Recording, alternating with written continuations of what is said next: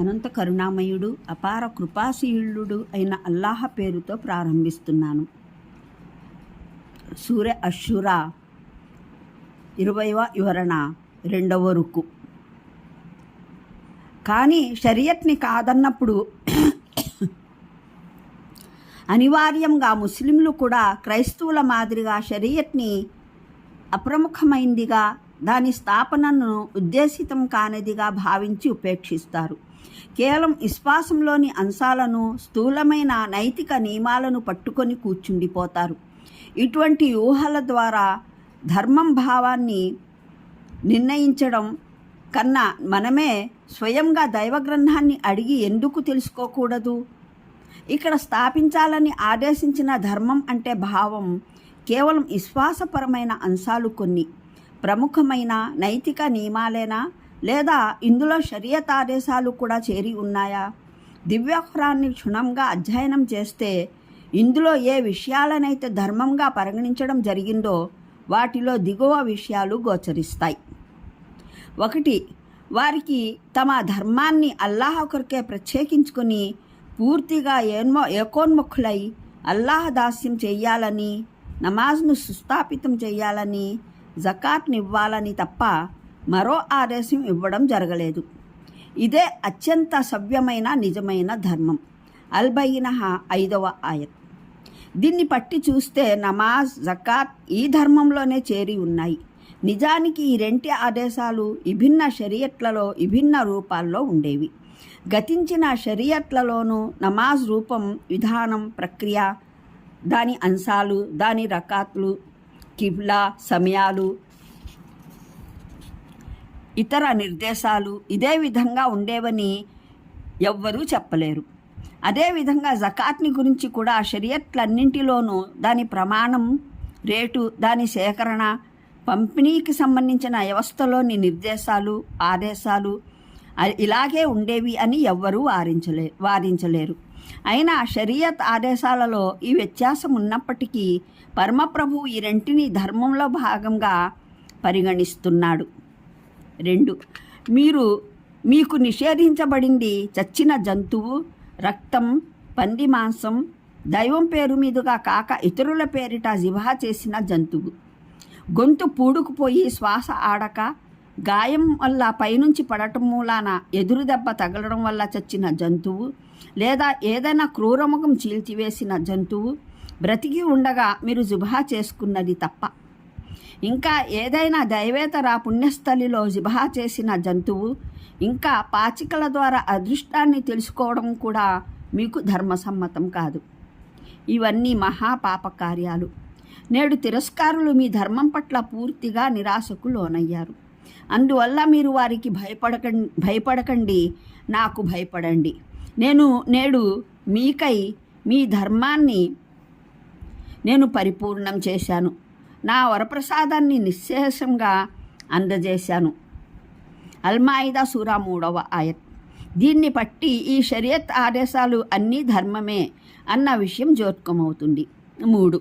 పోరాడండి అల్లాహని, అంతిమ దినాన్ని విశ్వసించని వారితో. అల్లాహ్ ఆయన సందేశహరుడు నిషిద్ధమని నిర్ణయించిన దాన్ని నిషిద్ధమైనదిగా పరిగణించని వారితో, సత్యధర్మాన్ని తమ ధర్మంగా స్వీకరించని వారితో. అత్తోబా సూరా 29వ ఆయత్. దీని ప్రకారం అల్లాహను, పరలోకాన్ని విశ్వసించడంతో పాటు హలాల్, హరాం, దాన ధర్మాలకు సంబంధించిన దైవ ప్రవక్తల ఆదేశాలను అంగీకరించడం, వాటిని పాటించడం కూడా ధర్మమే అని తెలుస్తుంది. వ్యభిచరించిన స్త్రీ, వ్యభిచరించిన పురుషుడు ఇద్దరిలో చెరొకరికి 100 కొరడా దెబ్బలు వేయండి. వారిని కనుకరించే భావం అల్లాహ్ ధర్మం వ్యవహారంలో మిమ్మల్ని అడ్డుకోరాదు.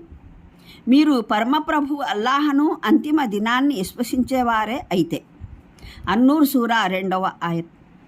రాజధర్మం అంటే ఈజిప్ట్ రాజు శాసనం ప్రకారం తన సోదరుని పట్టుకోవడం అతనికి యూసుఫ్కు తగని పని.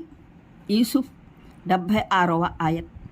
వీటి వల్ల తెలిసిందేమిటంటే శిక్షాస్మృతి కూడా దీన్ ధర్మంలోనిదే. మనిషి దైవం ఇచ్చిన శిక్షాస్మృతిని అనుసరిస్తే దైవధర్మ అనుయాయులు అవుతారు. పాలకుని చట్టాన్ని అనుసరిస్తే పాలకుని ధర్మాన్ని అవలంబించేవాడు అవుతాడు. పై 4 ఉదాహరణలు షరియత్ ఆదేశాలను అతి స్పష్టమైన పదాలలో ధర్మం అని భాష్యం చెప్పిన సందర్భాలు. కానీ కాస్త శ్రద్ధగా గమనిస్తే అల్లాహ్ ఏ పాపాలకు శిక్షగా నరకం ప్రాప్తిస్తుందని బెదిరించాడో, ఉదాహరణకు వ్యభిచారం, వడ్డీ వ్యాపారం, విశ్వాసి హత్య, అనాథ సొత్తును కాజేయడం, అధర్మంగా ఇతరుల సొమ్మును కబళించడం మొదలైనవి. ఏ అపరాధాలను దైవాగ్రహానికి మూలమని నిర్ణయించాడో, ఉదాహరణకు స్వలింగ సంపర్కం, ఇచ్చిపుచ్చుకోవడాలలో తప్పుడు వ్యవహారం, వాటి నిర్మూలన తప్పనిసరిగా ధర్మంలో భాగంగానే పరిగణించబడవలసి ఉంటుంది.